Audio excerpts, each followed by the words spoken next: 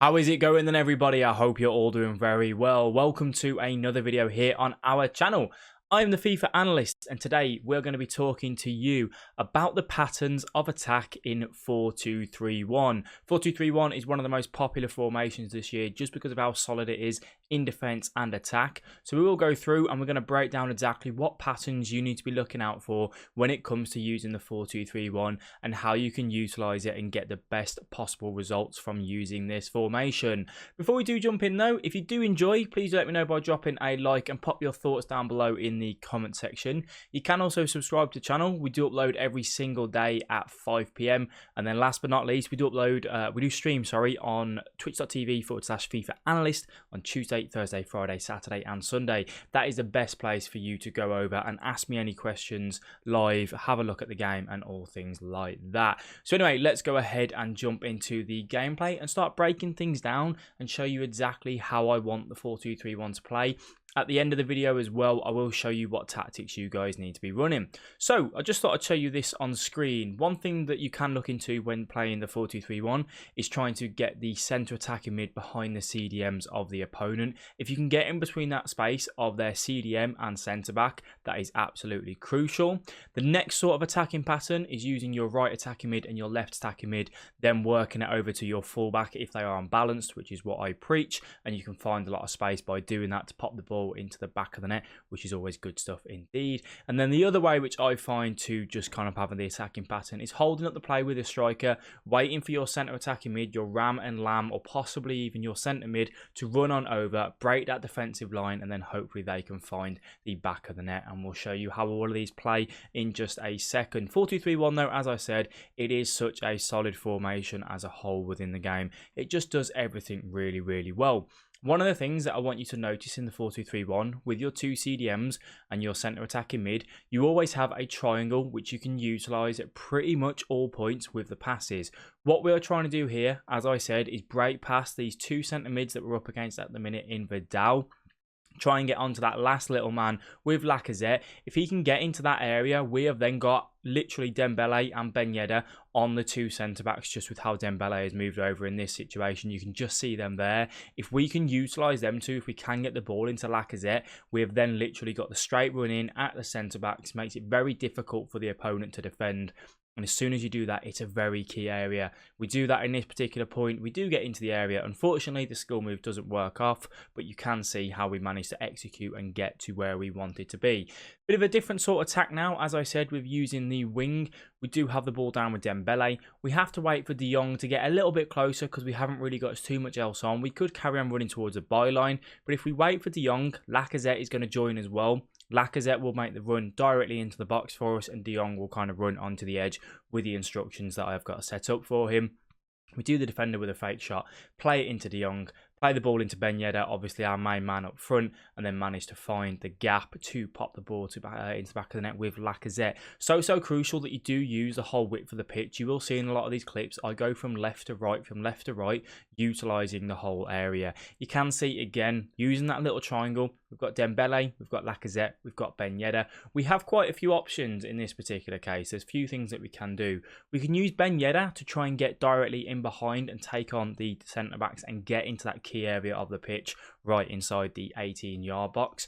We can also pass the ball into Ben Yedder, and Lacazette will make that run into the box instead. It depends on who we want to pass the ball to here. Whether we want to go to Lacazette or Ben Yedder, either one of them will make that run in behind to try and do that. We could also use Dembele in a 1-2 by tapping L1 or LB when we pass the ball here to try and get him to get into the 18-yard box, which is what we do. We use Dembele, we do a couple little 1-2s, play the ball to Ben Yedder, getting into that 18-yard box. So crucial in that area on the pitch. And lethal as well, Ben Yedder is. This is only the 83 card, and I find him to be an absolute machine.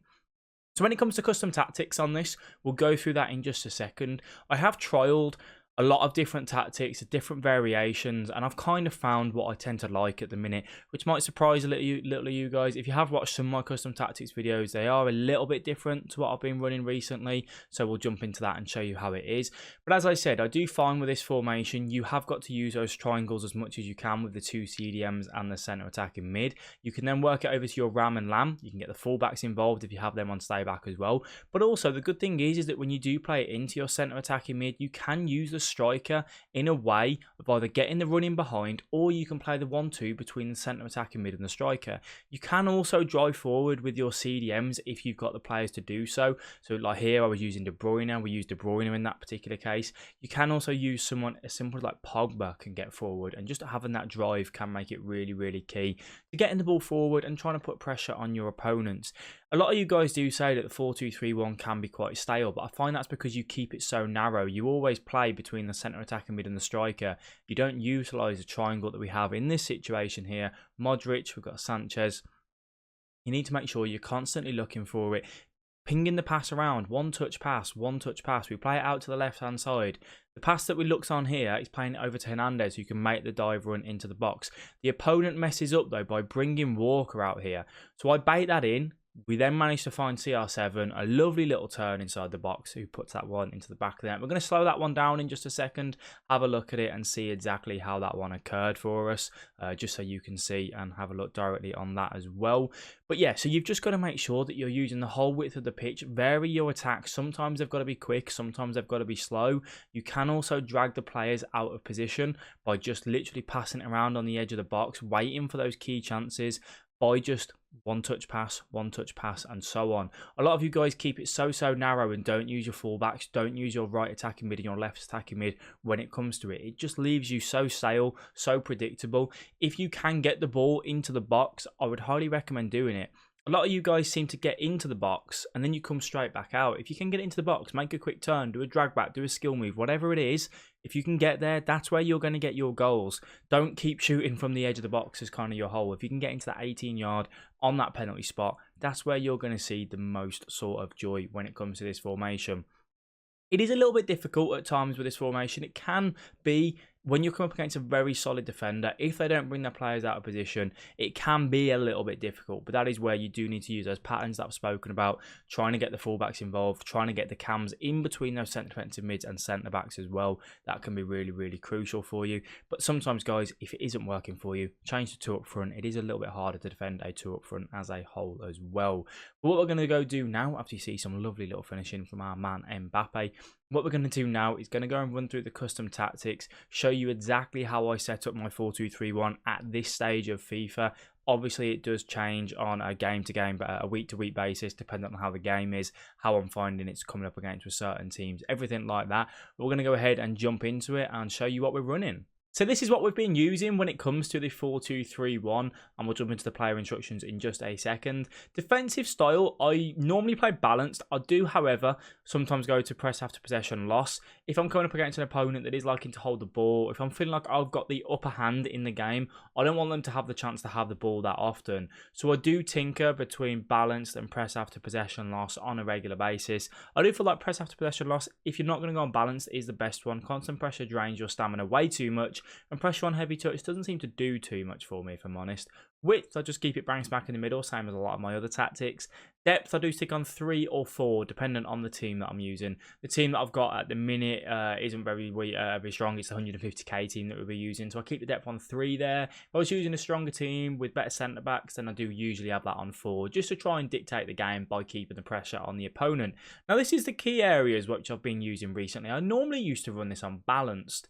I've switched it to possession, and I found that that has been a little bit more superior for me, and also having 4 width. And the reason behind this is what I want is my 2 fullbacks, Semedo and Mendy, to be able to get down on the right-hand side and the left-hand side and overlap on my current right wing and left mid, well, my Ram and Lam, I should say, sorry. So the whole point there is to utilise those fullbacks as much as I possibly can. If you watch my streams on a regular basis, you will see that that's something that I do so often, and it just creates me a lot of chances, a lot of goals, and it also makes it difficult for the opponent to be able to get the ball out because they're so boxed in. They just can't seem to hold the ball that well. It does leave you open for the counter. Yes, I know you're probably going to be thinking that. You've just got to be so solid in defence. You can't be, dragging any players out of position. You can't be panic tackling or anything like that.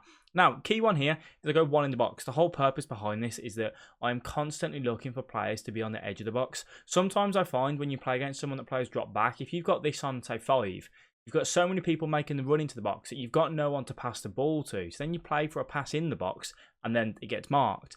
So I have this on 1, which means that I can keep playing that little quick tick-attack of football. As soon as I find that key pass into the box, I then play it and I'm not afraid to try a skill move or shoot to get the ball in the back of the net. Instructions that I'm running. I always run comes crosses, sweeper, keeper. It's just something that I've always done. You guys know that. When it comes to the fullbacks, we don't go with stay back while attacking. What are we on about? We go balanced and overlap on that one from front there, and then same for left back. I don't know why that's changed on that front. It's never that. It's never that. We always go balanced on that front. I only go to stay back while attacking on my right back and left back when I'm seeing out a game as a whole. So in the middle though, this is one of the key areas. Overlap on that one as well as I've preached before.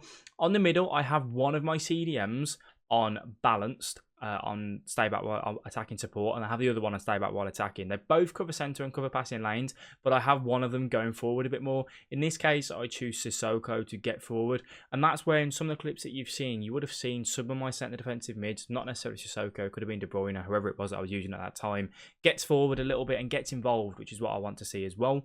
On my one centre attacking mid, don't bang smack in the middle, we have him on stay forward. Everything else is balanced. And then we have balanced on our right attacking mid and our left attacking mid. And then for our striker, we have him on getting behind. You can also play this on mixed attack. Depends on who it is. At the minute, I'm using Ben Yedder, and he's doing that job fine for me because he has got that bit of pace. He does manage to break the back line quite well. But then if you are using someone that's a little bit more sluggish or a little bit taller, a bit more of a target man, I'd recommend having that on balanced if needs be. Overall, guys, the 4-2-3-1 probably is my favourite formation now. It did used to be the 4-4-2, but I do just find it's still giving me those consistent results. It does the job for me, but I do feel like having these fullbacks on balanced is one of the key areas for me. When I have it on stay back while attacking, when I'm seeing out a game in the last 10 minutes, 15 minutes, I do find it makes it harder to just create chances at all. So maybe try giving that a go. You have got to make sure that your 2 CDMs though are very solid. You can't be dragging these out of position too much, and your centre backs have got to be crucial, quick, strong, and they've just got to be able to play the game so well for you. So that is going to be the end of the video, guys. If you did enjoy, please let me know down in the comment section. I do want to thank you all very much for the support on the videos recently. It has been massively appreciated. I hope you have enjoyed, though. I will catch you all in the next one. Bye-bye.